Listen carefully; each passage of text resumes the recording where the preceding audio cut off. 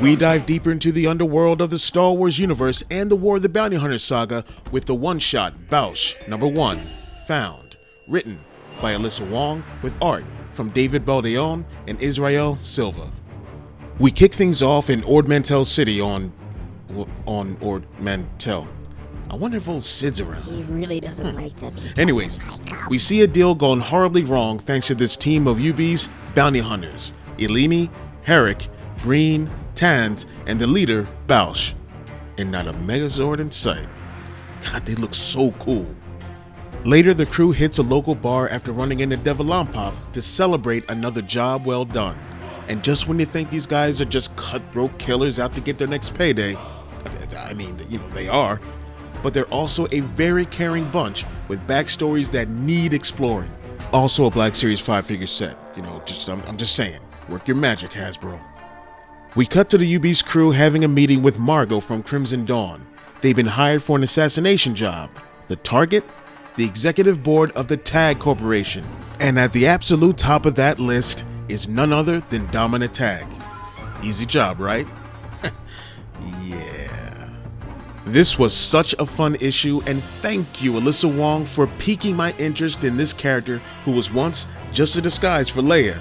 Grab this issue at your local comic shop, slam your dough down on the counter, and give it a read. See what I did there? Because that's how Boushh spoke in Return of the Jedi. I'll let myself out.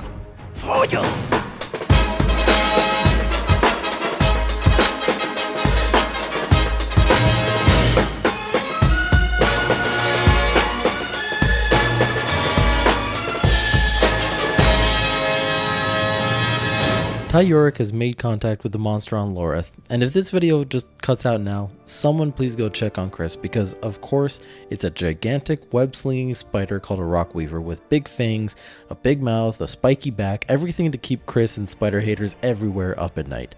So if you're brave enough, let's begin with chapter 2 of The Monster of Temple Peak, Weaver Attack. Ty finds herself face to face with the rockweaver. It's a good thing she brought her lightsaber with her. She goes to save the monster's latest catch and gets a face full of weaver webbing for her trouble. She gasps for air, but something about this webbing is making it really difficult to breathe. She's in real trouble. In a feeble attempt to be helpful, her droid KL asks her if there isn't anything, Jedi she can do. I just did air quotes there, you just couldn't see it. Ty reminds KL that she is no longer a Jedi, but she thinks about her training anyway. She recalls a moment when she tried to connect with another animal and her master's wise words. 2 wills as 1. She'll give that a try.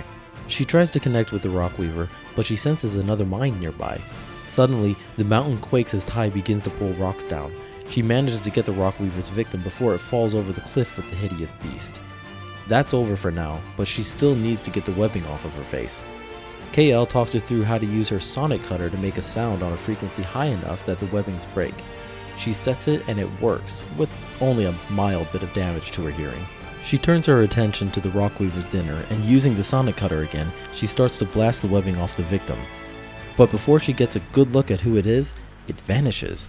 So who is this mystery person? And can Ty catch it before it gets away? Personally, I'm really enjoying this bonus story from Cavan Scott. It's interesting to see the life of someone who was trained to become a Jedi, but I'm guessing she didn't pass the trials. It's not a story we see very often, and I can't wait for Cavan Scott to shed more light on Ty, her past, and what this monster on Temple Peak has to do with all of it. So go pick this one up today and keep the fun going. Make sure you check out the Star Wars Splash Page podcast for in-depth reviews on all the new Star Wars comics every week. Vader nearly ends Kira's life had he not sensed his son, Luke Skywalker. Now he holds his friend Han Solo captive and threatens to cleave him in two.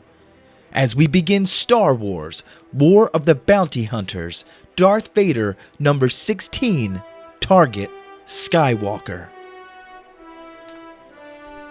Luke realizes as Vader holds his saber to his best pal Han, who's frozen in carbonite, that he's not strong enough to face Vader and fears for the life of all of his friends.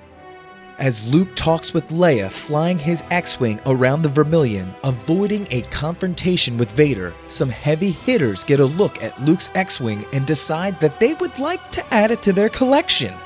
Luke now finds himself dodging harpoons left and right before one knocks out R2 and punctures his hull. Luke is helpless as he is being dragged towards the Vermilion to have his X-Wing become a museum piece when he is freed. Luke is totally elated until he realizes who saved him. Vader. Yeah, you know what? I'm going to stop that right there for you because you guys need to start diving in to the War of the Bounty Hunters series.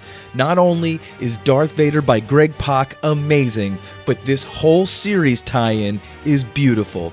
Pick it up at your local comic shop today.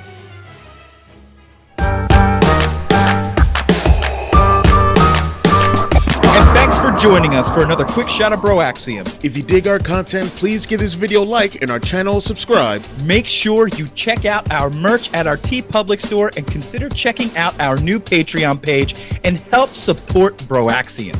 And may the Force be with you. Always, always.